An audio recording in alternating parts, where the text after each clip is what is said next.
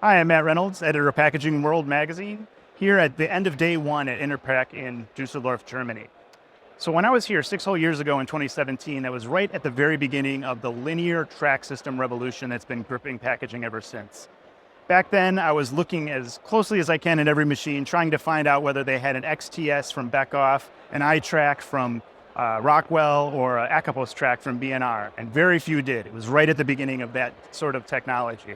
Today, it's everywhere. There's track systems all over the place. But hot on the heels of these linear track system technologies is a brand new technology that's a wholly independent mover technology using tiles or shuttles that are either levitating completely using magnetics, or they're potentially just independent movers using robotics with wheels or something along those lines, sensors being driven by optics and connected by radio waves. Regardless, the idea is there's all sorts of areas of movement that mechanical or even track systems couldn't accomplish. And now in 2023, it's really starting to see that kind of adoption growth.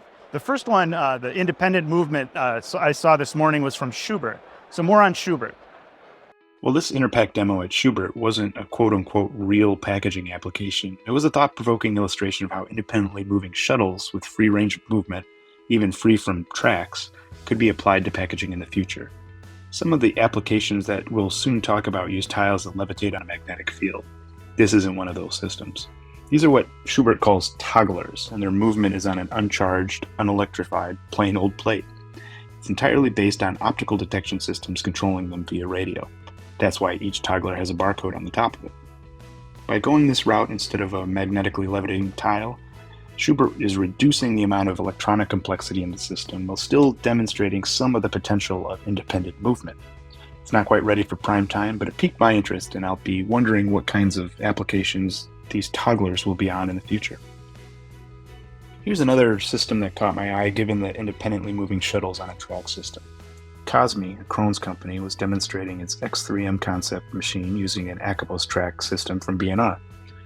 The X3M is a patented all-in-one container handling system for filling, capping, and labeling that maximizes flexibility for applications like personal care products, shampoo, conditioner, household cleaners, and so on. This Cosme machine can handle high variability, so it could even work for customizable products or low volume, high mix, high variability. This machine has a small footprint, it's energy efficient, and it uses biphasic or hygienic filling technology, and it can run at 6,000 bottles per hour for 750 milliliter bottles, so it's quick. Elsewhere on the show floor, Beckhoff demonstrated a trio of newer, and newest technologies with its linear track system, wireless shuttle charging, and levitating tile technologies all working in concert. This demo was featuring its existing XTS linear track system, but with a new and patented NCT, or no cable technology. With NCT, as each shuttle passes over the strip, it recharges a bit, meaning each shuttle can actually carry power for additional functions. This charges is up to 35 watts continuous or 75 peak, so vacuums or servos and the like can be placed on shuttles or movers themselves and powered wirelessly. Now, underneath the XTS with NCT is Beckhoff's new X-planar technology, which consists of magnetically levitating tiles. These tiles have as many as 6 dimensions of mobility in that they can move on the traditional X, Y, and Z axes, plus they can rotate and tip horizontally back and forth on end.